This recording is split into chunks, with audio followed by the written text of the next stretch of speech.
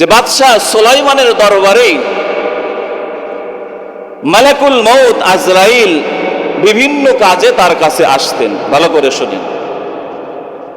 তো একদিন মালাকুল মউত আজরাইল মানব আকৃতিতে সুলাইমান পয়গম্বরের দরবারে রাজসিংহাসনে এসেছেন। আসার পরে সুলাইমান পয়গম্বরের ডানে বামে অনেকগুলো মন্ত্রী উজির বসা ছিল। ওই আগন্তুক ব্যক্তি হঠাৎ করে সুলাইমান পয়গম্বরের এক মন্ত্রীর দিকে বড় বড় চোখ করে তাকাইছে। ওই আগন্তুক ব্যক্তি আজরাইল, সে তো ফেরেশতা, সে তো আর চিনে না। বড় বড় চোখ করে যখন তাকাইছে, আশরাফ আলী থানবী রহমতুল্লাহি আলাইহি ঘটনা লিখেন, ওই ব্যক্তির বড় বড় চোখ দেখে সে একেবারে ভয় পেয়ে গেছে। ওই ব্যক্তি চলে যাওয়ার পরে এবার মন্ত্রী সুলাইমান পয়গম্বরকে বলে, সুলাইমান, আমি আর এই সিরিয়ায় আর থাকতে চাই না। বলে, আপনি সিরিয়ায় থাকবেন না, আপনি যাবেন কই? বলে, সুলাইমান, আপনি আমাকে হিন্দুস্তানের কোনো এলাকায় পাঠিয়ে দেন। কোথায় সিরিয়া আর কোথায় হিন্দুস্তান? হাজার হাজার মাইল দূরে। সুলাইমান পয়গম্বর বলল, কেন? বলে, আপনার দরবারে কিছুক্ষণ আগে যেই ব্যক্তিটা এসেছিল আমার দিকে, যে বড় বড় চোখ করে তাকাইছে, আমার ভিতরে ভয় ঢুকে গেছে। আমি আর এখানে থাকবো না, কারণ ওই ব্যক্তিটা মাঝে মধ্যেই আপনার কাছে আসে। আবার যদি আরেক দিন এসে আমার দিকে বড় বড় চোখ করে তাকায়, আমি তো আর ঠিক থাকতে পারবো না। এজন্য আপনি আমাকে হিন্দুস্তানে পাঠিয়ে দেন, আমি আর এখানে থাকবো না। ভাইয়েরা আমার, সুলাইমান পয়গম্বর বলেন, তুমি আর সিরিয়ায় থাকবা না, তুমি যাবা কোথায়? ওই আল্লাহর বান্দা মন্ত্রী বলে, সুলাইমান পয়গম্বর, আমি আর সিরিয়ায় থাকতে চাই না, আমাকে হিন্দুস্তানের কোন মরুভূমি এলাকায় পাঠিয়ে দেন, যেখানে আমি আমার বাকি জীবনটা কাটাই দিব। কিতাবের মধ্যে পাওয়া যায়, সুলাইমান পয়গম্বর বাতাসকে হুকুম দিলেন, ও বাতাস, মুহূর্তের মধ্যেই তুমি আমার মন্ত্রীকে সিরিয়া থেকে হিন্দুস্তানের মধ্যে পাঠায় দাও। বাতাসকে আমার আল্লাহ তাআলা সুলাইমানের তাবে অনুগামী বানায় দিয়েছিলেন। বাতাস ও সুলাইমান পয়গম্বরের কথা শুনতো, তার হুকুম মোতাবেক চলতো। বাতাস মুহূর্তের মাধ্যমে সুলাইমান পয়গম্বরের হুকুম পাওয়ার পরে মুহূর্তেই সিরিয়া থেকে ওই মন্ত্রীকে হিন্দুস্তানে পাঠিয়ে দিয়েছেন। হিন্দুস্তানে পাঠানোর পরে এই ঘটনা হলো জোহরের সময়। পরের দিন আবার ওই মালাকুল মউত আজরাইল যখন সুলাইমান পয়গম্বরের দরবারে এসেছেন, এবার সুলাইমান পয়গম্বর এবার মালাকুল মউতকে জিজ্ঞেস করে, আজরাইল, কি ব্যাপার? গতকাল তুমি আমার মন্ত্রীর দিকে বড় বড় চোখ করে কেন তাকাইছিলা, কারণটা কি? বলে, বাদশাহ সুলাইমান, আপনার মন্ত্রীর দিকে আমি বড় বড় চোখ করে তাকাইছিলাম কারণ হলো আল্লাহ রাব্বুল আলামিন প্রতিদিন সকালবেলা আমার কাছে একটা লিস্টি ধরায় দেয়, যেই লিস্টির মধ্যে আগামী 24 ঘন্টার মধ্যে কোন কোন বান্দার জানটা কবজ করা হবে, কোন কোন বান্দার জানটা কিভাবে কবজ করা হবে, কোন অবস্থাতে করা হবে, কোন জায়গায় করা হবে। বলে, ওই লিস্টির মধ্যে আল্লাহ তাআলা সব কিছু সুন্দর করে লিপিবদ্ধ করে রেখে দেন। বলে, আজকে যেই লিস্টিটা আল্লাহ আমার কাছে দিয়েছেন, বলে ওই লিস্টির মধ্যে আপনার মন্ত্রীর নামটাও তো লেখা আছে, আপনার মন্ত্রীর মৃত্যুর নামটাও তো লেখা আছে, স্থানটাও তো লেখা আছে, কিন্তু আপনার মন্ত্রীর মৃত্যুর স্থান তো লেখা আছে হিন্দুস্তানের একটা মরুভূমির অঞ্চলের মধ্যে। বলেন না সুবহানাল্লাহ। আপনার মন্ত্রীর নাম লেখা আছে, বাবার নাম, পিতার নাম সব ঠিক আছে, কিন্তু মন্ত্রীর মৃত্যুর স্থান লেখা আছে হিন্দুস্তানে।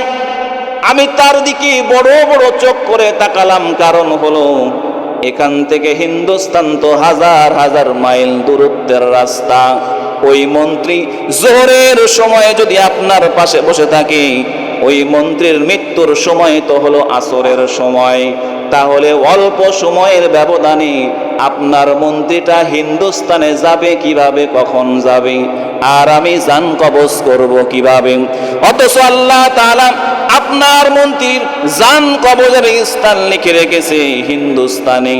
এই চিন্তা করে আমি আপনার মন্ত্রীর দিকে বড় বড় চোখ করে তাকাইছিলাম। বলেন না আল্লাহু আকবার।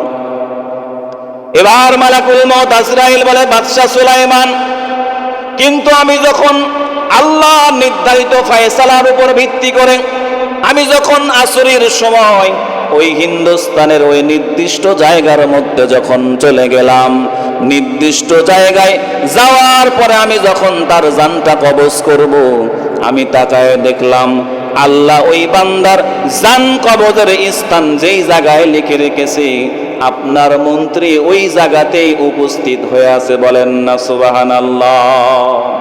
মরণ থেকে যতই পালাও মরণ তোমায় নিবে ঘিরি, যদিও সুদূর আকাশ পানে পালাও সে তাই লাগায় সিঁড়ি। নদী পথে নৌকা চালাও ও মাঝি ভাই, বেলা ডুবার আগে আমি ওপার উঠতে চাই।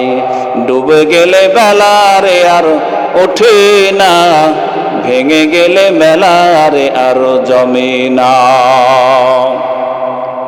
মুসলমান দরদি ভাইরা আমার, মালাকুল মউত আজরাইল বলে, ও সুলাইমান পয়গম্বর, আমি যখন আসরের সময় যখন ওই জায়গায় উপস্থিত হয়ে গেলাম, আমি তাকায় দেখলাম আপনার মন্ত্রী ওই জায়গায় হাজির হয়ে আছে, উপস্থিত হয়ে আছে। এবার আজরাইল বলে, ও সুলাইমান পয়গম্বর, আপনার মন্ত্রী আপনার সিরিয়া থেকে হিন্দুস্তানে গেল কিভাবে? এবার সুলাইমান পয়গম্বর বলে, আজরাইল, তুমি যখন বড় বড় চোখ করে তার দিকে তাকাইছিলা, আমার মন্ত্রীটা মারাত্মক ভয় পেয়ে গেছে, তার দিলের মধ্যে ভয় ঢুকে গেছে। তুমি চলে যাওয়ার পরে আমার মন্ত্রী আমাকে বলে, ওগো পয়গম্বর সুলাইমান, আমি আর সিরিয়ায় থাকতে চাই না, আমাকে একটু হিন্দুস্তানে পাঠায় দেন।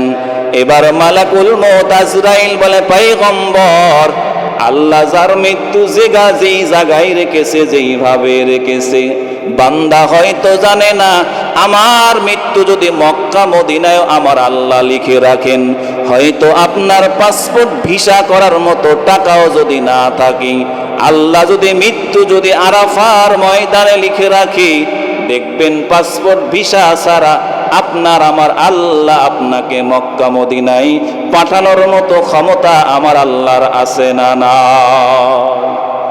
কি বলেন, আছে না নাই? আছে। আপনি হয়তো ভাবতে পারেন, হুজুর জীবনে কোনোদিন নাটোর পাসপোর্ট অফিসই তো চিনলাম না, পাসপোর্ট কি জিনিস এটাই তো বুঝি না, জানি না, পাসপোর্ট নাই, ভিসা তো দূরের কথা, আবার যে বিমানে উঠবো, টাকা পয়সা তো কিছুই আমার কাছে নাই, তাহলে আমি কিভাবে যাব? ও আল্লাহর বান্দা, আল্লাহ যদি আপনার আমার মৃত্যু যদি মক্কা মদিনায় লিখে রাখে, পাসপোর্ট ভিসা ছাড়া আল্লাহ যে কিভাবে পাঠাবে এই খবর একজন জানেন, তিনি কে? আল্লাহ। পাসপোর্ট ভিসা ছাড়াও মক্কা মদিনায় যাওয়া যায়। ইদ্রিস কান্দলবী রহমতুল্লাহি আলাইহি, মারিফুল কোরআনের লেখক ইদ্রিস কান্দলবী, উনি ঘটনা লিখেছেন যে উনি যখন মক্কায় গেছেন হজ করতে, মক্কায় যাওয়ার পরে তাকায় দেখলেন উনি যখন মাতাফের মধ্যে বসে বসে কোরআন তেলাওয়াত করতেছেন, যারা মক্কা মদিনায় গেছেন দেখবেন সৌদি আরবের সরকারের পক্ষ থেকে হাজী সাহেবদেরকে বিভিন্ন সময় চা, কফি, গাহাওয়া এগুলো বিভিন্ন আইটেমের খাওয়ানো হয়, খেজুর দেওয়া হয়। এগুলো সরকারে কিছু লোক নিযুক্ত করা আছে, এরা আপনাকে কাপ দিবে, সুন্দর করে ঢেলে দিবে, আবার কাপটা তারা নিয়ে চলে যাবে। এরকম মেহমানদারি করার জন্য সুন্দর ব্যবস্থা রাখা আছে। তো ইদ্রিস কান্দলবী রহমতুল্লাহি আলাইহি বলেন, আমি যখন মাতাবে বসে থেকে কোরআন তেলাওয়াত করতেছি, তো আমি তাকায় দেখি আমার সামনে একজন একটা গ্লাস নিয়ে আসলো, ওয়ান টাইমের মতো কফির গ্লাস, আর গ্লাসের মধ্যে আমাকে সুন্দর করে দুধ ঢেলে খাওয়াইলো। তো আমি যখন গ্লাসটা নিলাম, দুধ নিলাম, নেওয়ার পরে যেই ব্যক্তি আমাকে দুধ খাওয়াইতেছে ওর চেহারার দিকে একটু তাকাইলাম। তাকানোর পরে তাকায় দেখি ও হলো আমার গ্রামেরই এক গরিব মানুষ। ধরে বলেন না সুবহানাল্লাহ। ইদ্রিস কান্দলবী রহমতুল্লাহ আলাইহি বলেন, তুমি এই মক্কায় হেরেম শরীফের মধ্যে কাবার পাশে, আবার তুমি সৌদির পোশাক পরে মাথায় সুন্দর আবাকাবা লাগিয়ে আবার তুমি আমাকে চা খাওয়াইতেছো, কফি খাওয়াইতেছো, দুধ খাওয়াইতেছো, ব্যাপার তো বুঝলাম না, কি ব্যাপার? ইদ্রিস কান্দলবী রহমতুল্লাহ আলাইহি বলেন, আমার ওই এলাকার গরিব মানুষ তখন আমাকে বলে, হুজুর আমি তো শুধু মক্কা মদিনায় আমি এসেছি তা নয়, বরং আমি নিজে এসেছি, এখন এখানে স্থায়ীভাবে বসবাস করি, আমার বউ বাচ্চা পরিবার সবাই এখন মক্কায় থাকে। একটু জোরে বলেন না সুবহানাল্লাহ। ইদ্রিস কান্দলবী রহমতুল্লাহ আলাইহি আরো আশ্চর্য হয়ে গেছে, বেটাই কই কি, গরিব মানুষ রাখাল ছিল, ও সৌদি আরবে এসেছে, ওর বউ বাচ্চা সবাই নিয়ে এসেছে, আবার মক্কায় থাকে, আবার শায়েখদের মতো চলাফেরা করে, আবার সরকারিও চাকরি করে। ইদ্রিস কান্দলবী রহমতুল্লাহ আলাইহি বলেন, ওর কথা শুনে আমি একেবারে ফিট হয়ে গেছি, কই কি বেটাই। মুসলমান ভাইয়েরা আমার, এবার ওই রাখাল বলেন, ও ইদ্রিস কান্দলবী, আমি যখন বাংলাদেশে থাকতাম, যখন নামাজ পড়তাম, আমি যখন যাই নামাজ বিছাইয়া নামাজ পড়তাম, যাই নামাজের সামনে একটা কাবার ছবি দেওয়া আছে, কাবার ছবি আছে, আল্লাহর ঘরের ছবি দেওয়া আছে। আমি যখন নামাজের মধ্যে দাঁড়াইতাম আর ওই কাবার ছবিটা যখন আমার চোখের মধ্যে আসতো, আর চিন্তা করতাম, আল্লাহ সারা জীবন যায় নামাজে বসে আপনার কাবাই তো দেখলাম, মক্কা মদিনায় গিয়ে তো আপনার কাবাকে দাওয়াত দেখার সৌভাগ্য আর অর্জন করতে পারলাম না। ওই রাখাল ডাক দিয়ে বলে, ওই ইদ্রিস কান্দলবী রে, আমি যখন যাই নামাজে দাঁড়াইতাম, যাই নামাজে দাঁড়াইয়া কাবা ঘরকে দেখে দেখে আফসোস করতাম আর আল্লাহর কাছে দোয়া করতাম, আল্লাহ সারা জীবনেই কাবা যাই নামাজের ছবির মধ্যেই তো দেখলাম, সচক্ষে আর দেখতে পারলাম না। ওগো আল্লাহ, তুমি আমাকে যে কোনো ভাবে তোমার ঘরের দিকে একটু নিয়ে যাও, ওগো আল্লাহ আমাকে একটু সচক্ষে কাবা দেখাইও, কাবা দেখাইও। আপনার দিলের মধ্যে যদি কাবার প্রেম থাকে, কাবার ভালোবাসা থাকে, কাবার মহব্বত থাকে, ওই ব্যক্তির কেমন মহব্বত ছিল একটু দিলেন কান দিয়ে শোনেন। এবার ওই রাখাল বলে, ওই ইদ্রিস কান্দলবী, এভাবে চলতে চলতে হঠাৎ করে হজের মৌসুম চলে আসলো। হাজিদেরকে একটু দেখার জন্য একবার নদীর ধারে চলে গেলাম, জাহাজের কাছে। হাজিদের লম্বা কাফেলা, সমস্ত হাজিরা মাল সামানা সুন্দর করে নিয়ে জাহাজের মধ্যে উঠতেছে, সবাই জেদ্দার উদ্দেশ্যে রওনা হবে। বলে আমি জাহাজের সামনে গিয়ে একটু দাঁড়াইলাম, দাঁড়ানোর পরে হাজী সাহেবদেরকে বললাম, ও হাজী সাহেবেরা, একটু আপনি যদি অনুমতি দেন, আপনার লাগেজটা আমি একটু জাহাজের মধ্যে তুলে দিব। ওই রাখাল বলে, ইদ্রিস কান্দলবী, এইভাবে আমি হাজী সাহেবদের সামানাগুলো জাহাজের মধ্যে তোলা শুরু করলাম। জাহাজের মধ্যে সামানা তুলতে তুলতে একজন কর্মচারী হঠাৎ করে পড়ে তার পাটা ভেঙে গেল। আমি দৌড় দিয়ে তার কাছে গেলাম, তার একটু সেবা শুশ্রূষা করলাম, তাকে নিয়ে জাহাজের একটা রুমের মধ্যে গেলাম। রুমের মধ্যে যাওয়ার পরে তার সেবা করে, তার যত্ন করি। এক সময় জাহাজের ক্যাপ্টেন এসে আমাকে বলে, ও রাখাল্লি, তুমি এক কাজ করো, তোমার তো পাসপোর্ট আর ভিসা নাই, মক্কা মদিনা যাওয়ার কোনো অনুমতিও নাই, তুমি যেহেতু এই জাহাজের মধ্যে আসো, সুতরাং এই ব্যক্তির যে পা ভেঙে গেছি, বলে এই ব্যক্তির একটু খেদমত করো, সেবা করো। ওই আল্লাহর বান্দা বলে, সেবা করতে করতে জাহাজটা ছেড়ে দিল। জাহাজ ছেড়ে দিল, আমার মনের মধ্যে একটা আশা হলো, আশা যা রাগান্বিত হলো, আশান্বিত হলো, না জানি আমার আল্লাহ আমাকে তার ঘরের জন্য কবুল করে ফেলেছেন কিনা। ওই রাখাল বলে, ইদ্রিস কান্দলবী, এভাবে জাহাজটা ছেড়ে গেল।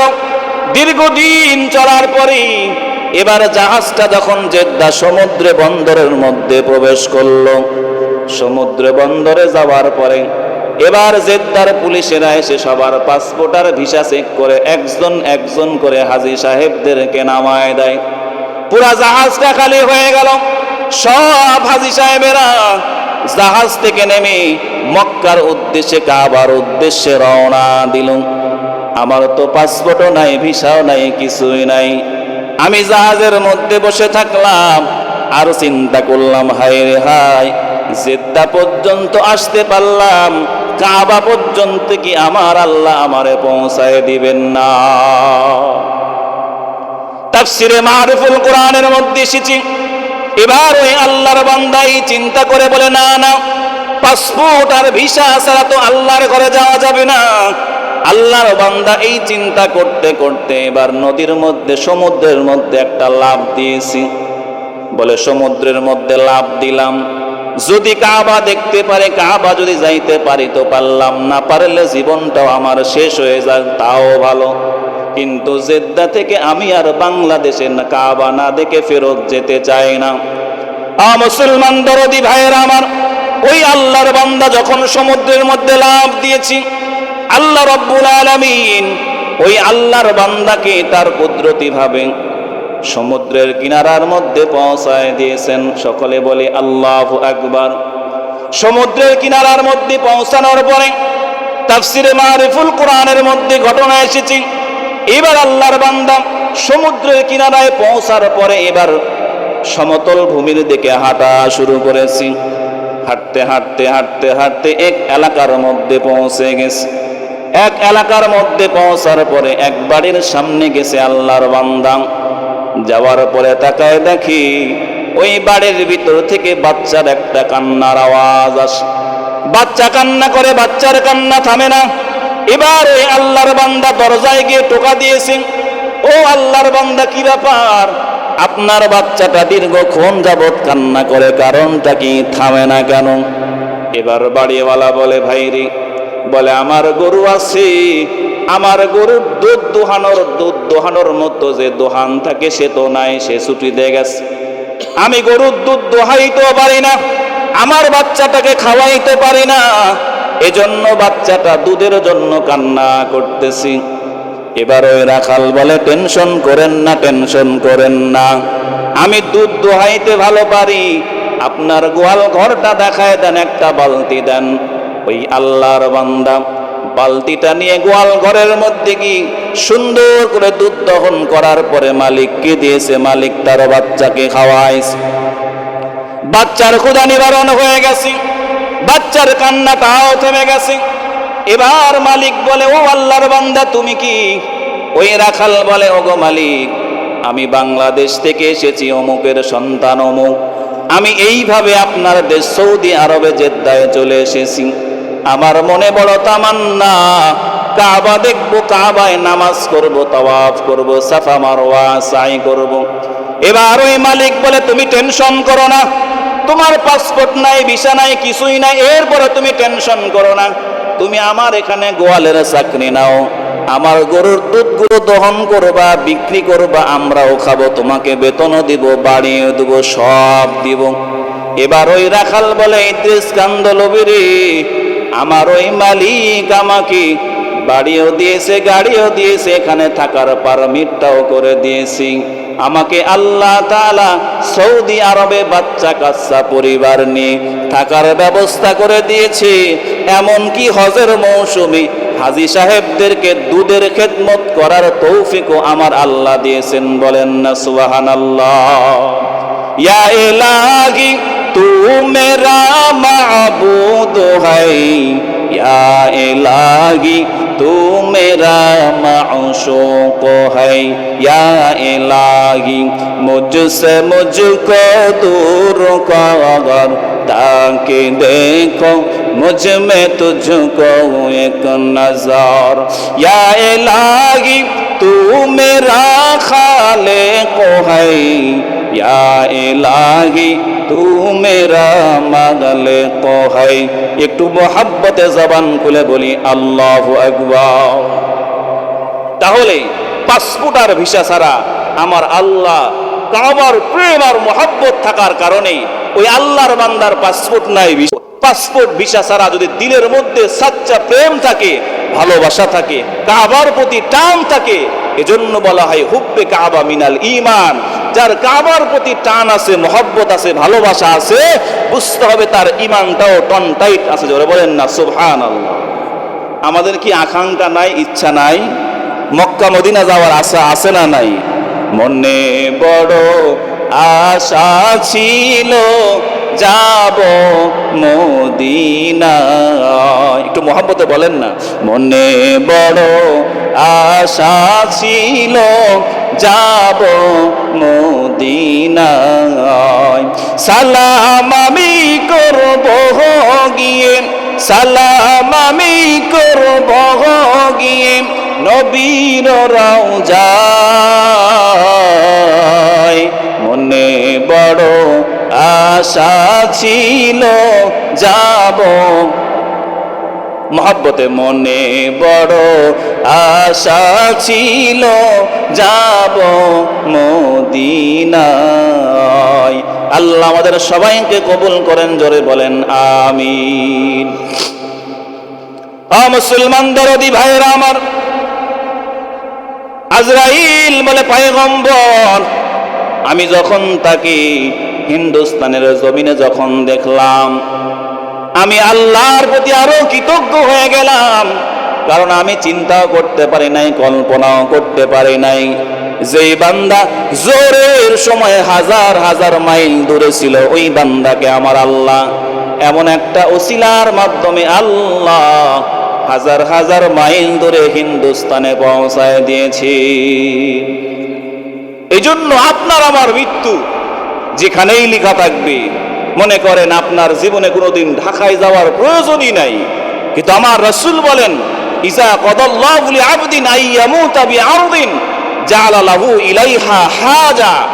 আপনার আমার মৃত্যু যদি কোনো জায়গায় কোনো স্থানে লেখা থাকে, ঢাকাও যদি লেখা থাকে, দেখবেন আল্লাহ তাআলা একটা হাজত, একটা প্রয়োজন আপনাকে সেট করে দিবে, যেই প্রয়োজনের কারণে আপনার জীবনে ঢাকা যাওয়ার কথাই না, কিন্তু আপনারে যাওয়া লাগে।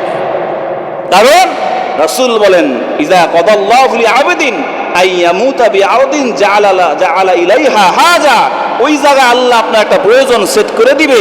কেমন একটা আসমানি প্রয়োজন আপনাকে দিয়ে দিবে, ওই প্রয়োজনের তাগিদে আপনি ওই জায়গায় যাবেন, আর আজরাইল আপনার জানটা ঠাস করে নিয়ে চলে যাবে। এটাই হলো জীবনের মরণ। এই মরণ যখন আসবে, কেমন আসবে? আল্লাহ রাসূল সাল্লাল্লাহু আলাইহি ওয়াসাল্লাম বলেন, ইন্না লিল মাউতি সাকরা সাকরা সাকরা। রাসূল বলেন মৃত্যু আসবে কেমন?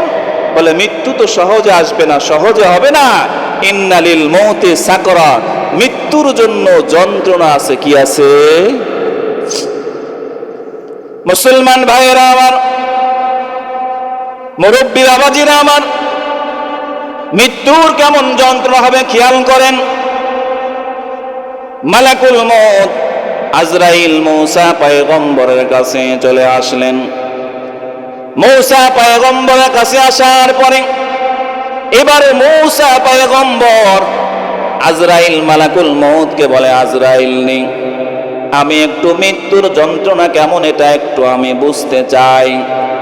একজন মানুষের জান কবজ করলে কেমন কষ্ট হয়, একজন মানুষের জানটা বের করার সময় কেমন কষ্ট হয়, কেমন ব্যথা হয়। ওগো আজরাইল, আমি একটু মৃত্যুর যন্ত্রণা একটু সহ্য করতে চাই, দেখতে চাই, অনুভব করতে চাই। আজরাইল বলে, ও মূসা পয়গম্বর, আপনি মৃত্যুর যন্ত্রণা সহ্য করতে পারবেন না। মূসা পয়গম্বর বলে, আজরাইল, আমি একটু মৃত্যুর যন্ত্রণাটা বুঝতে চাই, মৃত্যুর সময়ে কেমন কষ্ট হয়। এবার আজরাইল বলে, মূসা পয়গম্বর ঠিক আছে যান। এবার আজরাইল যখন মূসা পয়গম্বরের জানটা কবজ করলেন, হাদিসের মধ্যে পাওয়া যায় মূসা পয়গম্বরের জান কবজ করার পরে যখন আবার মূসা পয়গম্বরকে হায়াতটা যখন রিটার্ন দেওয়া হলো, ফেরত দেওয়া হলো, মূসা পয়গম্বর যখন আবার জীবিত হয়ে গেলেন, এবার মালাকুল মউত আজরাইল বলে, ওগো মূসা, একটু বলেন তো মৃত্যুর যন্ত্রণাটা কেমন আপনি অনুভব করলেন?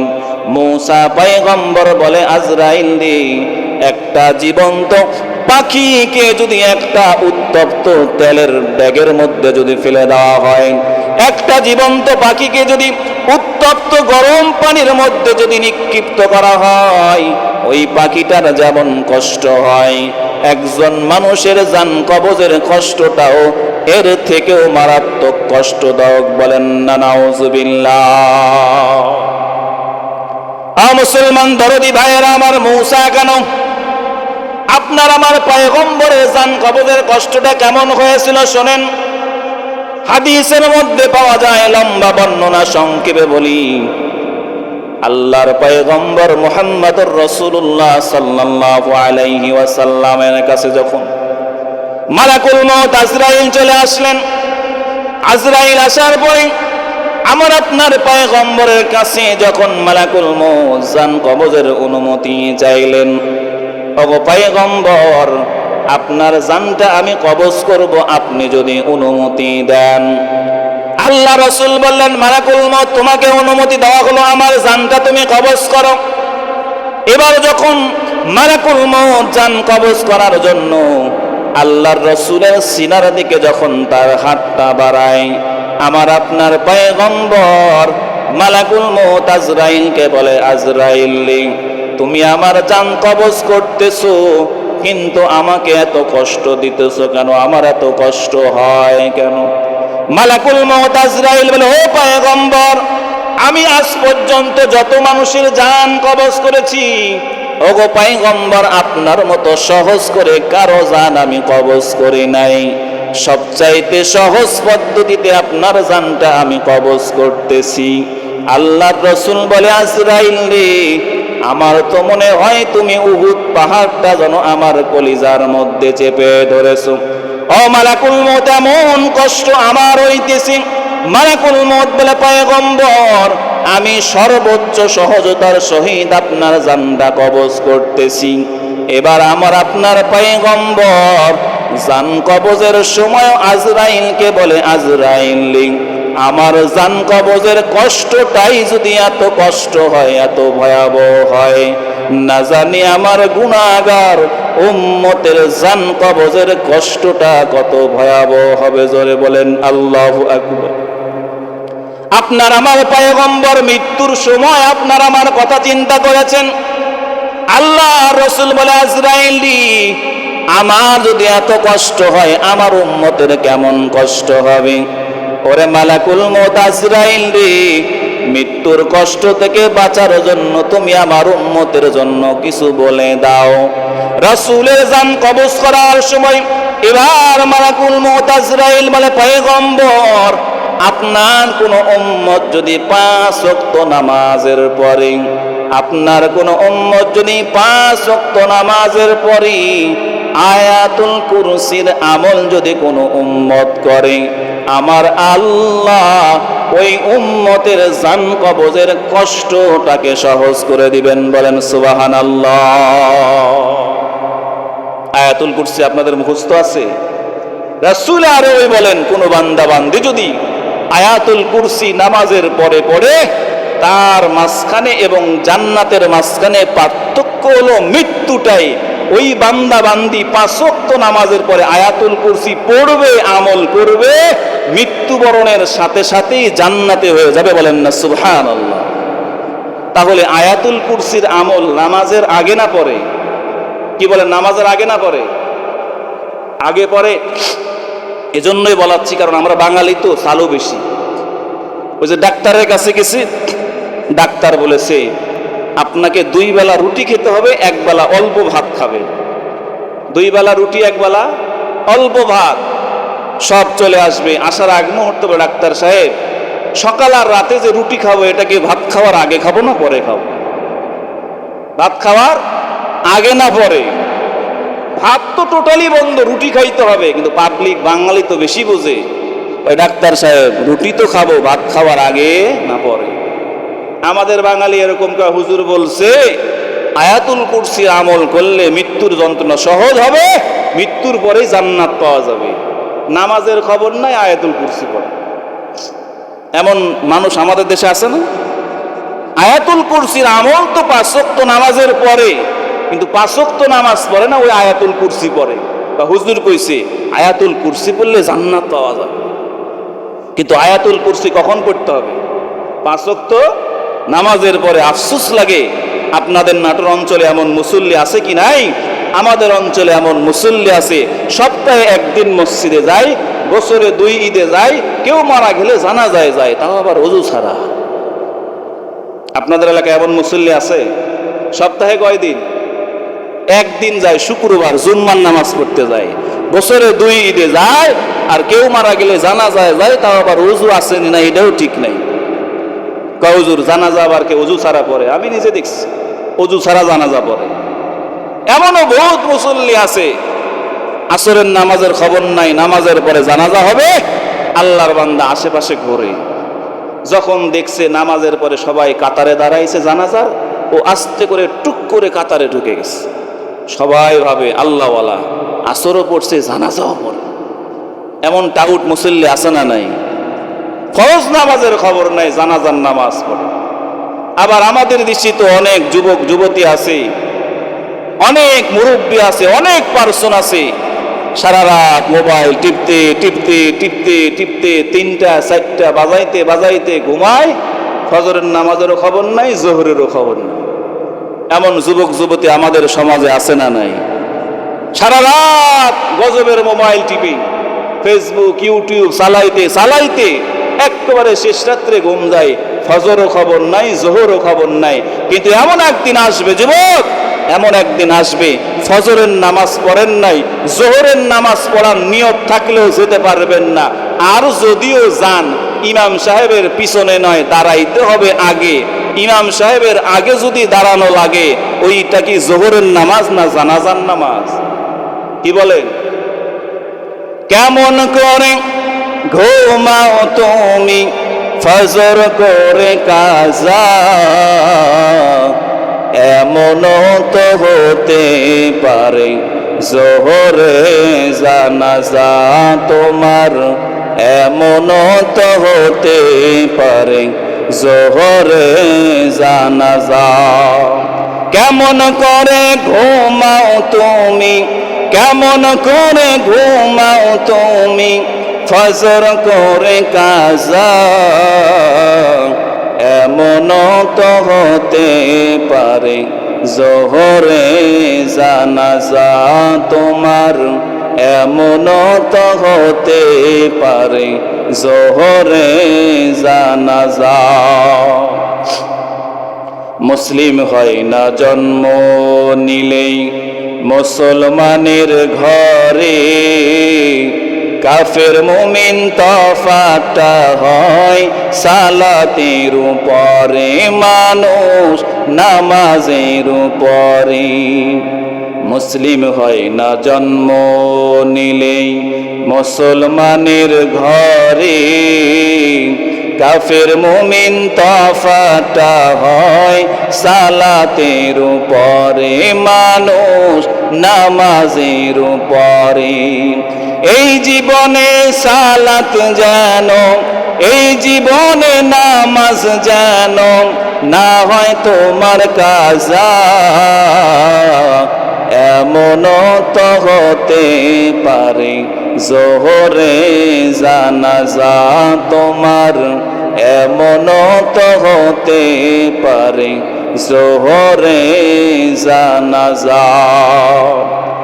মুসলমান দরদি ভাইয়ের আমার, আমার আপনার পয়গম্বর তার নিজের জান কবজের সময় ঘোষণা দিলেন, ও উম্মতের দলেরা, আমার কোন উম্মত যদি 5 ওয়াক্ত নামাজ সুন্দর করে জামাতের সহিত আদায় করে, 5 ওয়াক্ত নামাজ পড়ার পরে আমার কোন উম্মত যদি আয়াতুল কুরসির আমলটা করে, তেলাওয়াত করে, আমার পয়গম্বর ঘোষণা দেয়, উম্মত এই আমলটা যদি করতে পারো, তোমার মৃত্যুর যন্ত্রণাটা সহজ করে দিবেন একজন, তিনি হলেন কে? মৃত্যুর যন্ত্রণা সহজ হবে, কিন্তু কষ্ট হবে। কষ্ট হবে না এমন কোন মানুষ দুনিয়াতে নাই, কারণ আমার রাসূল বলেছেন ইন্নালিল মৌতি সাকরা। কিন্তু পার্থক্য হবে এটাই, কারো কষ্ট হবে, কেউ টের পাবে, কেউ টের পাবে না। কেমন? একজন মানুষকে যদি অবশ করে পেট কাটা হয় টের পাবে? ও দেখলেও কিছু বলতে পারবে না, কারণ বুঝতেই পারতেছে না আমার আঘাতের কোনো কষ্টই নাই। আর যদি অবশ না করে কাটা হয় কষ্ট হবে কি হবে না? ছোটবেলায় আমরা যখন মুসলমানি করেছি তখন ওস্তাদ কি নুনুর সামনে দাঁড়ায় কি করতো? বেলেট এমনি ঘুষাইতো, পসপস করে আওয়াজ করতো আর গল্প করতো, নানা বাড়ি কই? ওই অমুক জায়গায়। নানা কি করে? অমুক। মামা কয়টা? অমুক। নানি কি খাওয়াইছে? গল্প করতে করতে ওই দিক দিয়ে কাটা সারা। কিরকম হয় না আমাদের? গল্প করতে করতে ওই দিক দিয়ে কাইটে মেটে বান্ডেজ করে ফেলাইছে। পরে তাকায় যখন দেখে এখন ও তখন কান্না শুরু করে। এর আগে না দেখে কান্দে নাই, টেরই পায় না। তো আগের ওস্তাদেরা না আছে অবশ, কিছুই করতো না, ওই গল্পের ফাঁকে ফাঁকেই কেটে ফেলাইতো, কেউ টের পাইতো। মৃত্যুর কষ্ট হবে। মুফাসসিরে কেরাম এই উদাহরণটা দিয়ে আপনাকে আমাকে বুঝাই দিয়েছেন, ও উম্মত, ও আল্লাহর বান্দা বান্দিরা, মৃত্যুর কষ্ট হবে, কিন্তু কেউ বুঝবে কেউ বুঝবে না। যারা ইমানদার, তাকওয়ালা, মুত্তাকি, আমলওয়ালা, এদের মৃত্যুর কষ্টটা বুঝতে পারবে না, ওরকম ভাবে আল্লাহ তাআলা পার করে নেবে। আর যারা বেঈমান তারা হবে অবশ ছাড়া একেবারে তাজা মানুষ কাটলে যেমন হয়। আল্লাহর রাসূল হাদিসের মধ্যে বলেন, একটা জীবন্ত মানুষকে যদি 1000 তরবারির আঘাত করলে যেই পরিমাণ কষ্ট, মৃত্যুর যন্ত্রণা এর থেকে অধিক কষ্ট। ধরে বলেন নাউজুবিল্লাহ। কষ্ট হবেই। তাহলে এই কষ্ট থেকে বাঁচার জন্য কি আমল আমরা পেলাম? 5 ওয়াক্ত নামাজ পড়বো, নামাজের পরে আয়াতুল কুরসি পড়বো আয়াতুল কুরসি কি নামাজ পড়ে না না পড়ে? নামাজের আগে না পরে? হ্যাঁ, আবার ওই রুটিওয়ালার মতো ভাবেন না, হুজুর রুটি তো খাবো, ভাত খাওয়ার আগে না পরে?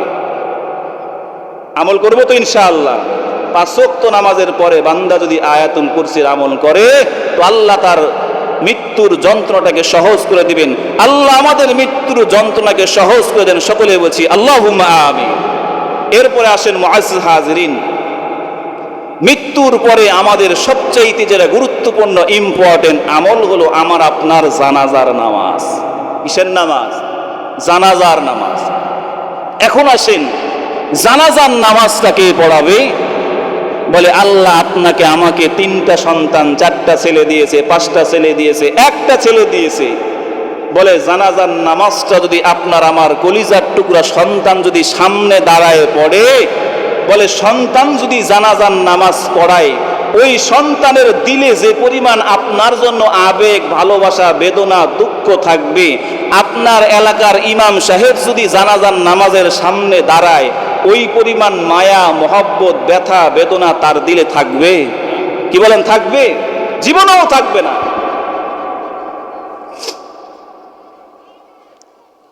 জীবনেও থাকবে না। কারণ রাসূল আরবি বলেন, সন্তান যখন মা বাবার লাশের সামনে দাঁড়াইয়ে যখন মা বাবার জন্য চোখের পানি ফেলে কান্না করে, আমার পয়গম্বরে আরবি বলেন সন্তানের চোখের পানির কারণে আল্লাহ তাআলা মা বাবার জিন্দেগির সব গুনাহগুলো মাফ করে দেন। জোরে বলেন না সুবহানাল্লাহ। মুসলমান দরদি ভাইরা আমার, আপনার আমার সন্তান যদি আপনার আমার জানাজার সামনে দাঁড়াইয়া রব্বির হামহুমা কামা রব্বায়ানি সগীরা, আপনার আমার সন্তান যখন আমার আপনার সিনার সামনে দাঁড়ায় যাবে, জানাজার নামাজ যখন পড়াইবি, সন্তানের দিলের মধ্যে আপনার আমার জন্য কি পরিমাণ ভালোবাসা থাকবে। ওই সন্তান আপনার আমার জানাজার নামাজের জন্য আল্লাহু আকবারের যে তাকবীর ধ্বনি দিবি, ওই তাকবীরের আওয়াজটা স্পষ্ট হবে না, কষ্টের মধ্যে হবে। ওই সন্তান কান্না করবে, চোখের পানি ফেলবে, আর আপনার আমার জানাজার নামাজটা পড়াইবে। আপনার আমার সন্তান যদি জানাজার নামাজটা পড়ায়, আপনার আমার সন্তান যদি জানাজার নামাজটা পড়াইয়া সুন্নত তরিকায় আপনাকে আমাকে কবরস্থ করতে পারে, আমার রাসূল বলে, ও উম্মতের দলেরা, সন্তান যখন মা বাবার জন্য দোয়া করে আর বলে রব্বির হামহুমা কামা রব্বায়ানি সগীরা, রাসূল আরবি বলেন সন্তান যখন মা বাবার জন্য দোয়া করে, মা বাবার জন্য দোয়া করার সাথে সাথে আমার আল্লাহ ওই সন্তানের দোয়াটা মুহূর্তের মধ্যেই কবুল করে নেন। বলেন সুবহানাল্লাহ। এজন্য মুসলমান ভাইরা আমার, কে না চায় আমিও তো চাই, আমার 3টা ছেলে সন্তান আছি, আমিও তো চাই আমার জানাজাটা যেন আমার সন্তান যেন আমার বুকের সামনে দাঁড়াও পড়ায়। ও কলিজার টুকরা আব্বা জানেরা আমার, ও পর্দার অন্তরে আম্মা জানেরা আমার, আপনার কি মন চায় না আপনার জানাজাটা আপনার সন্তান পড়াক, আপনার সন্তানটা আপনার জানাজার নামাজটা পড়াক? আপনার সন্তানকে যদি আজকের মতো এই মাদ্রাসায় পড়াইয়া যদি আলেম বানাইতে পারেন, হাফেজ বানাইতে পারেন, আপনার সন্তান যদি আলেম হয়, হাফেজে কোরআন হয়, ওই আলেম আর হাফেজে কোরআন যখন আপনার আমার জানাজার নামাজটা পড়াইবে, জানাজার নামাজে দাঁড়াইয়া সন্তান চোখের পানি ফেলে কান্না করবে, কান্না করবে। ওই সন্তানের চোখের পানি আমার আল্লাহর কাছে মাকবুল হয়ে যাবে, প্রিয় হয়ে যাবে। এজন্য আব্বা জানেরা আমার, ও আম্মা জানেরা আমার, সন্তান দিয়েছে, সন্তানটাকে হাফেজ বানাইতে পারলেন না, আলেম বানাইতে পারলেন না, সন্তানকে হাফেজ বানাইতে পারেন নাই, আলেমও বানাইতে পারেন নাই, কমপক্ষে সন্তানটাকে একটু দ্বীনের শিক্ষায় শিক্ষিত করেন। এই যে কয়েকদিন আগে, গত সপ্তাহে আমার মাহফিল ছিল গমস্তাপুর চাঁপাইনবাবগঞ্জ। ও নাটোরের মুসলমান ভাইয়েরা আমার, ওই ব্যক্তি আমার সামনে দাঁড়ায় বলে, একজন ইঞ্জিনিয়ার, বলে হুজুর আমি আমার বন্ধুর আব্বার জানাজার নামাজের পড়ার জন্য গেছিলাম, আমার বন্ধুটাও একজন ইঞ্জিনিয়ার, বন্ধুর জানাজার নামাজ, বাবার জানাজার নামাজে আমি গেছিলাম। এলাকার মসজিদের ইমাম সাহেব এসেছেন জানাজার নামাজটা পড়ানোর জন্য। এবার ওই ইঞ্জিনিয়ার সন্তান বলে, হুজুর আমার বাবার জানাজার নামাজটা আমি পড়াবো। ইমাম সাহেব বলে, খুবই ভালো কথা, আপনি পড়ান। বাবার জানাজা সন্তান পড়াবে, এটা তো বাবার জন্য সৌভাগ্য, আপনার জন্য সৌভাগ্যের বিষয়। ওই ইঞ্জিনিয়ার আমাকে নিজে বর্ণনা করলেন, হুজুর আমার বন্ধু যখন জানাজার নামাজটা পড়ানোর জন্য 4 তাকবীরের সহিত জানাজার নামাজটা আদায় করার জন্য যখন বাবার সিনার সামনে দাঁড়াইছে, আল্লাহু আকবার তাকবীর দেওয়ার পরে কি পড়তে হবে বান্দার আর মুখের মধ্যে কিছুই আসে না। কিছুক্ষণ দাঁড়ানোর পরে ওই বান্দা নামাজটা ভঙ্গ করে ইমাম সাহেবকে বললেন, হুজুর জানাজার নামাজ আমি পড়াইতে পারলাম না, ভুলে গেছে হুজুর, ইউটিউবে দেখে এসেছিলাম কিভাবে জানাজার নামাজটা পড়াইতে হয়, কিন্তু হুজুর নামাজে দাঁড়ানোর পরে জানাজার নামাজের দোয়াটা মুখস্থ ছিল, ভুলে গেলাম, আমার আর কিছুই মনে আসতে না, এই জন্য আমি নামাজটা ভঙ্গ করলাম, আপনি জানাজার নামাজটা পড়ান। ওই ইঞ্জিনিয়ার আমাকে বলতেছে, হুজুর ওই লোকটা লক্ষ লক্ষ টাকা খরচ করে সন্তানকে ইঞ্জিনিয়ার বানাইছে, কিন্তু ওই ইঞ্জিনিয়ার সন্তান বাবার শেষ বিদায়ের জানাজার নামাজটাও সন্তান পড়াইতে পারল না। আমারও জানাজা পড়াইবে যেহি জন, সে যেন হয় গো আপন জন। আমারও জানাজা পড়াইবে যেহি জন, সে যেন হয় গো আপন জন। সকালে বা বিকেলে, দুপুর কিংবা রাহিতে, সকালে বা বিকেলে, দুপুর কিংবা রাহিতে, মাইক দিয়া বইল আমার বন্ধু স্বজন। আমারও জানাজা পড়াইবে যেহি জন, সে যেন হয় গো আপন জন। আমারও জানাজা পড়াইবে যেহি জন, সে যেন হয় গো আপন জন। মুসলমান দরদি ভাইয়েরা আমার, ওই ইঞ্জিনিয়ার বলে, হুজুর আমরাও কান্না করলাম, ওই আমার বন্ধুটাও কান্না করলাম, কারণ ইউটিউব দেখে এসেছে বাবার জানাজার নামাজটা পড়াবে জন্য। ও নাটোরের মুসলমান ভাইয়েরা আমার, ইউটিউব দেখে তো বাবার জানাজার নামাজ তো পড়ানো সম্ভব হয় না। এই জন্য আপনাদেরকে পায়ে হাত রেখে বলবো, সন্তানকে ডাক্তার বানান, ইঞ্জিনিয়ার বানান, পুলিশ বানান, র্যাব বানান, বিডিআর বানান, সন্তানকে যা বানাইবেন বানান, সমস্যা নাই, কিন্তু সন্তানকে যদি নুরানি মাদ্রাসায় পড়াইয়া, কওমি মাদ্রাসায় পড়াইয়া যদি দ্বীন শিক্ষা দিতে পারেন, আপনার সন্তান উকিল ব্যারিস্টার হলেও আপনার আমার জানাজার নামাজটা সুন্দর করে পড়াইতে পারবে, বলেন সুবহানাল্লাহ। ওই ইঞ্জিনিয়ার আমার সামনে ঘটনা বলতেছে আর কান্না করতেছে, হুজুর এত লক্ষ লক্ষ টাকা খরচ করে সন্তানকে ইঞ্জিনিয়ার বানাইছে, ওই সন্তান বাবার জানাজার নামাজটাও পড়াইতে পারে। তাহলে চিন্তা করেন, এই সন্তান এই সম্পদ আপনার কি কাজে আসলো যে আপনার শেষ বিদায়ের যেই নামাজ, এই নামাজটা এত কোনো জটিল নামাজ নয়, সামান্য 4 তাকবীরের সহিত দোয়া আর দরুদ শরীফ এইটুকু দিয়ে নামাজ পড়াইবে। এই নামাজটাও যদি আপনার আমার কলিজার টুকরা সন্তান যদি না পড়াইতে পারে, আপনারও মতো আমার মতো কপাল পড়া হতভাগা আর জমিনে কেউ হতে পারে না, কেউ হতে পারে না। মাইক আলা কই? ওর মাইকের সাউন্ড তো কমে গেছে। এ মাইক আলা কোথায়? তো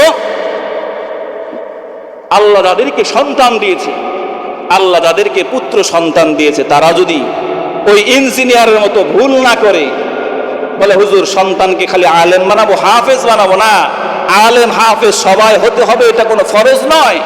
আপনার সন্তান স্কুলে পড়ুক, কিন্তু সন্তান যেন বেয়াদব না হয়। আপনার সন্তান ব্যারিস্টার হোক, উকিল হোক, পুলিশ হোক, র্যাব হোক, আর্মি হোক, বিডিআর হোক, কিন্তু আপনার সন্তান যেন ওলামা বিদ্বেষী, কওমি মাদ্রাসা বিদ্বেষী, আলেম ওলামা বিদ্বেষী যেন না হয়। আপনার সন্তান যদি আদবওয়ালা হয়, আদবওয়ালা হয়। অনেক সন্তান, গমস্তাপুর থানায় গেছিলাম, আমার একজন পুরাতন পরিচিত একজন ওসি আছে, ওনার অফিসে গেলাম, দেখলাম ওনার সাথে আরো যারা পুলিশ আছে, কি সুন্দর ব্যবহার। আমি বললাম ভাই এই ব্যবহার কি আপনি শুধু আমার সাথেই করেন নাকি আপনি জনসাধারণের সাথে এরকমই ব্যবহার করেন? বলে না হুজুর, চেষ্টা করি ভালো ব্যবহার করার। আমি বললাম কারণ কি? পুলিশদের ব্যবহার তো ভালো হয় না, কারণ পুলিশরা তো বেশিরভাগই ওই মার্কা মারা। কয় না হুজুর সবাই তো আর এক নয়। কয় আমার মা আমাকে বলতেন, বাবা যাই হও বেয়াদব হয়েও না, বেয়াদব হয়েও না। বলে এজন্য মায়ের কথা শুনে মায়ের ওসিয়ত মতো চলি। এজন্য চেষ্টা করি আমার দ্বারা মানুষের যেন উপকার না হলেও আমার দ্বারা মানুষের যেন ক্ষতি না হয়। মারাত্মক দামি কথা বলেছেন, কারণ আপনি যদি কারো উপকার করতে না পারেন কমপক্ষে তার ক্ষতি করবেন, কারণ আরেকজনের ক্ষতি না করা এটাও এক ধরনের উপকার। মনে করেন আপনি ইবাদত বন্দেগী তেমন করতে পারেন না, কিন্তু আপনি বেশি গুনাহ করেন না, গুনার কাজ আপনি করেন না, তো গুনার কাজ না করা, গুনার কাজে অংশগ্রহণ না করা এটাও এক ধরনের একটা ইবাদত। এজন্য বলেন হুজুর আমার মা আমাকে বলেছেন বাবা মানুষের সঙ্গে ভালো আচরণ করবা, বেয়াদবি করবা না। সেটাই আমি আপনাদেরকে বলি যে সন্তানকে স্কুলে পড়ান, কলেজে পড়ান, যাই করেন করেন, কিন্তু সন্তান যদি আদবওয়ালা হয়, সন্তান যদি কমপক্ষে স্কুলে যাওয়ার আগে 2-1 বছর মাদ্রাসায় পড়ে যদি দোয়া, কালাম, তাসবিহ, তাহলিল সব যদি সুন্দর করে পড়ে যদি এরপরে যদি স্কুলে দেয়, কসম করে বলে এই সন্তান জীবনে কোনোদিন ওলামা বিদ্বেষী, মসজিদ মাদ্রাসা বিদ্বেষী হবে না, বেয়াদব হবে না। ঠিক কিনা বলে?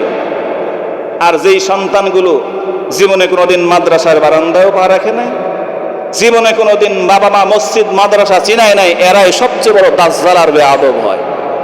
এজন্য কোরআনের মধ্যে এসেছে, সূরা ফুসসিলাতের মধ্যে এসেছে, আল্লাহ তাআলা যখন জাহান্নামীগুলোকে জাহান্নামের মধ্যে পাঠাবেন, সন্তান বলবে আল্লাহ, আল্লাহ যখন সন্তানগুলো এই কি ব্যাপার, নামাজ, রোজা, হজ, যাকাত, তাসবিহ, তাহলিল কিছুই যে করো নাই, করছোটা কি জীবনে? সন্তান বলবে আল্লাহ আমার বাপ তো জীবনে কোনোদিন আমার মসজিদই চিনাই নাই, বলে আমার বাবা জীবনে কোনোদিন আমাকে সাথে করে নিয়ে মসজিদেই যায় নাই। ভাই আপনি গেছেন কই? এখানে বসে থাকেন, আওয়াজ বাড়ায় দেন, আওয়াজ কমে গেছে, গলার রস টেনে নিচ্ছে কেন? কেন? হ্যাঁ তা আপনি আমার কথা বলতে বলেন, আমি তো কথাই বলতেছি। আপনি যদি বলেন হুজুর 1 কাপ চা খান, তাহলে না ভালো লাগে। হুজুর কথা কথাই তো বলতেছি, কথা বলতে বলতে গলা বসে গেল। 1 ওয়াজে 3 ওয়াজ গোল্লা গেছে। প্রধান বক্তা কিভাবে ওয়াজ করে আল্লাহ ভালো জানে। এখন এখানে বসে থাকেন, এখান থেকে উঠবেন না, কারণ আপনারা আমরা টাকা দিয়ে ভাড়া করে নিয়ে এসেছি। ঠিক না বলেন? যাবেন কই আপনি? এনে বসে থাকেন, চা খাওয়া হাগামুত সব এখানে, এনতে লড়াচড়া যাবে না। প্রধান বক্তা আছে তো উঠেই যাবে না, নাহলে ওয়াজ সাটবে না। যা করেন আমার সময় করে নেন। তো সন্তানকে যখন আল্লাহ বলবে এই নামাজ কেন পড়ো নাই, সন্তান বলবে আল্লাহ আমার বাবা তো জীবনে আমার মসজিদ কোন দিক কেবলাও চিনাই নাই, কেবলাও জীবনে চিনাই নাই, বলে জীবনে মাদ্রাসাতেও পড়ায় নাই, নামাজ কেমনে পড়ে এটাও জানি না, এটা করছো কেন এটা তো আমার বাপ জীবনে শিখায় নাই, জীবনে টুপি মাথার দিতে হয় কিভাবে এটাও আমার আব্বা জানায় নাই, সুন্নতি পোশাক জীবনও চিনায় নাই, আলেম ওলামাদেরকেও চিনায় নাই, বড়দেরকে সম্মান করতে হবে, ছোটদেরকে স্নেহ করতে হবে, এটা আমার আব্বা জীবনে কোনোদিন আমার শিখায় নাই। বলে আল্লাহ আজকে যে আমি জাহান্নামে যাব, আমার জাহান্নামে যাবার জন্যে সবচেয়ে বড় নাটের গুরু হলো আমার বাবা আর মা। আল্লাহ বলবে কি করতে চাও? সন্তান বলবে রব্বানা আরিনাল্লাযীনা আদাল্লানা মিনাল জিন্নি ওয়াল ইনসি নাজআলহুমা তাহতা আকদামিনা লিয়াকুনা মিনাল আসফালিন। ওই দিন আমার আপনার সন্তান বলবে ওগো আল্লাহ আজকে আমি যাদের কারণে জাহান্নামের আসামি হয়ে গেলাম, যেই মা বাবা আমাকে নামাজ চিনাই নাই, মসজিদ চিনাই নাই, মাদ্রাসা চিনাই নাই, দিনের শিক্ষা দেয় নাই, যেই মা বাবার কারণে আজকে আমি দিন শিখতে পারি নাই, যেই মা বাবার কারণে বড়দেরকে সম্মান, ছোটদেরকে স্নেহ, আলেম ওলামাদেরকে ইজ্জত সম্মান করা আমি শিখতে পারি নাই, ওগো আল্লাহ আমার মা বাবার কারণেই তো আজকে আমি জাহান্নামের আসামি হয়ে গেছি। এবার আল্লাহ বলবেন তাহলে তুমি কি করতে চাও? ও কলিজার টুকরা যুবক ভাইয়েরা আমার, মুরব্বী বাবাজিরা আমার, ও আম্মা জানের আমার, আয়াতের অনুবাদ বলতেছি, হাদিসও বলি নাই, ব্যাখ্যাও বলি নাই, সরাসরি কোরআনের আয়াতের অনুবাদ। সন্তান বলবে রব্বানা আরিনাল্লাযীনা আদাল্লানা মিনাল জিন্নি ওয়াল ইনসি নাজআলহুমা তাহতা আকদামিনা। ওগো আল্লাহ যেই বাবার কারণে আজকে আমি জাহান্নামের আসামি হয়ে গেছি, যেই মায়ের কারণে আজকে আমি জাহান্নামের আসামি হয়ে গেছি, ওগো আল্লাহ ওই মা বাবাকে আজকে আমার সামনে হাজির করেন, মা বাবার বুকের উপরে পাড়া দিয়ে এরপরে আমি জাহান্নামে যাব। বলেন নাউজুবিল্লাহ। এটা হাদিস বললাম না, আয়াতের অনুবাদ বললাম। নাজআলহুমা তাহতা আকদামিনা।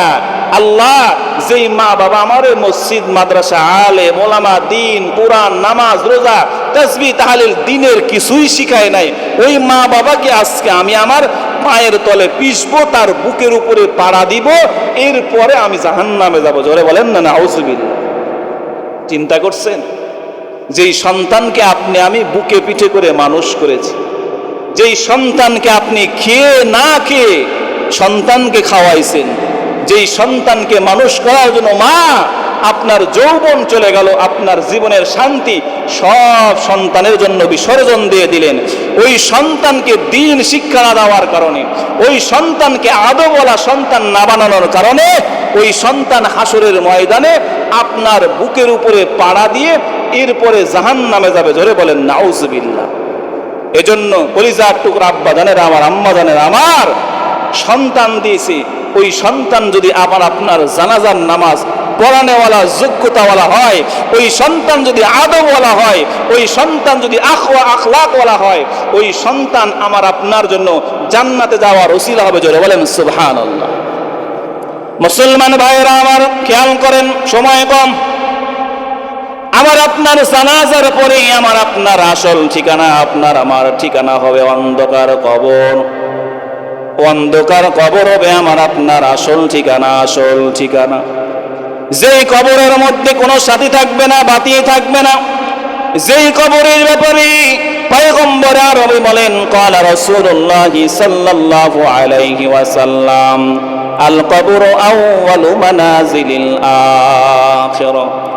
রাসূল আরবের উম্মতের দলেরা, তোমার আমার 3.5 হাত বডিটা যখন অন্ধকার কবরের মধ্যে রাখা হবে, রাসূল বলেন কবর হলো এমন একটা জায়গা, কবর হলো পরকালের প্রথম ঘাঁটি, প্রথম ঘাঁটি। রাসূল আরবি আরেক হাদিসের মধ্যে বলেন ক্বালা রাসূলুল্লাহি সাল্লাল্লাহু আলাইহি ওয়াসাল্লাম আল কবরু রাউযাতুম মিন রিয়াজিল জান্নাহ আও হুফরাতুম মিন হুফারিন নার।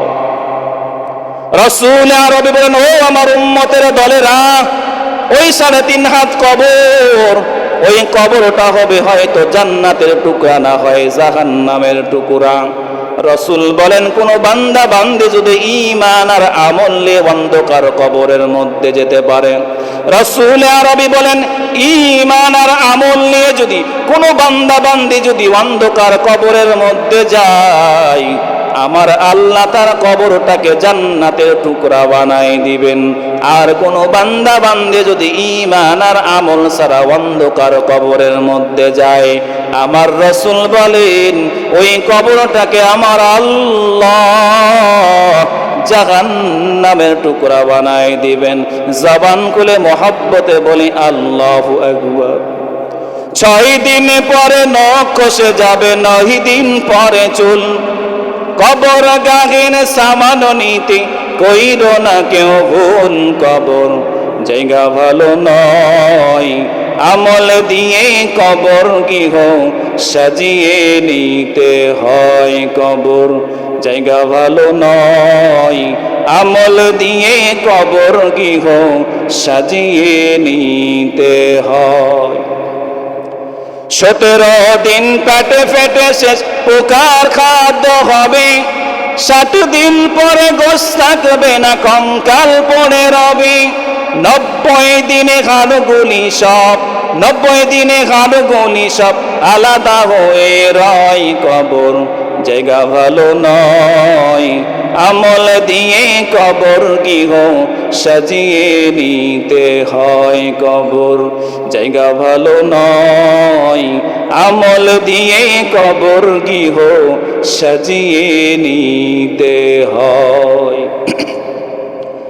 মুসলমান দরদি ভাইয়েরা আমার, ওই অন্ধকার কবরের মধ্যে টাকা পয়সা ধন দৌলত বাড়ি গাড়ি কিছুই যাবে না, কিছুই যাবে না। আমার রাসূল বলে অন্ধকার কবরের মধ্যে একমাত্র ঈমান যাবে আর আমল যাবে। ঈমান আর আমল ছাড়া অন্ধকার কবরের মধ্যে টাকা পয়সা ধন দৌলত কিছুই যাবে না। এজন্য পয়গম্বর আরবি বলেন, কোন বান্দা বান্দি যদি ঈমান আর আমল ছাড়া যদি কবরের মধ্যে যায়, আমার রাসূল বলেন এক হাতের আঙ্গুল যেমন আরেক হাতের আঙ্গুলের মধ্যে সুন্দরভাবে প্রবেশ করিয়া যায়। রাসূল বলেন আমল ছাড়া কোনো বান্দা যদি কবরের মধ্যে যায়, বলে কবরের এক পাশের মাটি আরেক পাশের মাটিকে এমন ভাবে চাপ দিবে, বলে এক পাজরের হাড্ডিগুলো আরেক পাজরের হাড্ডির মধ্যে আঙ্গুলের মতোই ঢুকে যাবে। জোরে বলেন নাউজুবিল্লাহ। এজন্য রাসূল আরবি বলেন, আল কাইয়িসু মান দানা নাফসাহু ওয়া আমিলা লিমা বাদাল মাউত। রাসূল আরবি বলেন, যারা অন্ধকার কবরের সামানা গোছায়, চা খাওয়ালেন না। রাসূল আরবি বলেন বয়ান শেষার চা না খাওয়ালে চলবে, লাইক তো আরো আগে। রাসূল আরবি বলেন, আল কাইয়িসু মান দানা নাফসাহু ওয়া আমিলা লিমা বাদাল মাউত। বুদ্ধিমান তারা যারা দুনিয়ায় থাকা অবস্থায় পরকালের সামানা গোছায়, যারা দুনিয়ার হায়াত পাওয়ার পরে কবরকে সুন্দর করে, এরা হলো বুদ্ধিমান।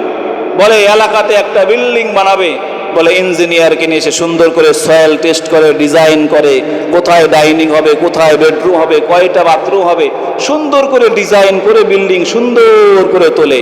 আল্লাহর রাসূল বলেন, দুনিয়ার বিল্ডিং তো সুন্দর করে উম্মত বানাইতে পারলা, পরকালের বিল্ডিং হলো অন্ধকার কবর।